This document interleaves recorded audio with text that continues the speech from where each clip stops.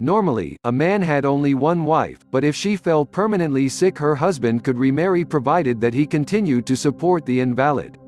Yet paradoxically, the man who fell into debt could enslave his wife to a creditor for up to 3 years. Men could divorce their wives but not without paying them in compensation an amount in silver laid down for each class by law.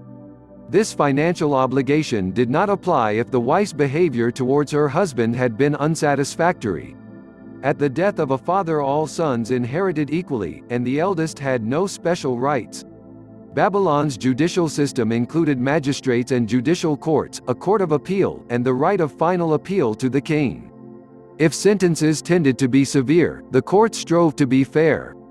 For example, people charged with criminal offences were allowed 6 months in which to produce witness. Hammurabi's code incorporated many of the old laws of the country together with new ones. The code was in the first instance an attempt to make a universal system of justice available to all his subjects equally, but a privileged status for class, wealth and age was written into it. Also, by modern standards, the ode appears crude and lacking in humanity. Hammurabi's justice, like that of the Old Testament Jews, was basically that of an eye for an eye and a tooth for a tooth. It was pedantic rather than reasonable, just to the point of being grotesque. It made little distinction between the harm that men did accidentally and that which they did willfully and maliciously. The spirit behind Hammurabi's code was to deter men from harming one another, intentionally or unintentionally, by the threat of serve punishment. The prescribed punishment often took the form of exact retaliation. The code was heavily biased in favor of the nobles and more prosperous people, and in favor of men rather than women. For example, if a doctor treated an aristocrat and caused him to lose an eye, the doctor's hands should be cut off. But if he caused the loss of a poor man's eye in similar circumstances, he had only to pay 50 shekels of silver.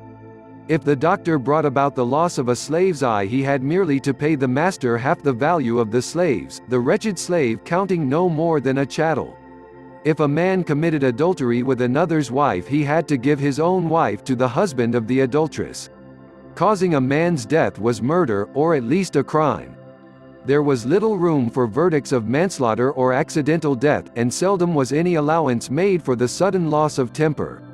Nevertheless, the Code of Hammurabi marked an advance in ideas of justice.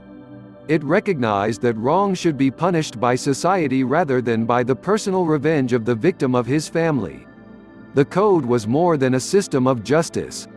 It regulated much of daily life, including the payment that should be made for every kind of work. In Babylon, justice was man's right rather than a royal favor, even if it was undemocratic, irrational and meddlesome. The Babylonians were served by a conscientious king and an efficient government. But the idea of any kind of control by the people over their rulers was as alien to Babylon as it was to Egypt. So thanks for watching video, and don't forget to subscribe us and share the video.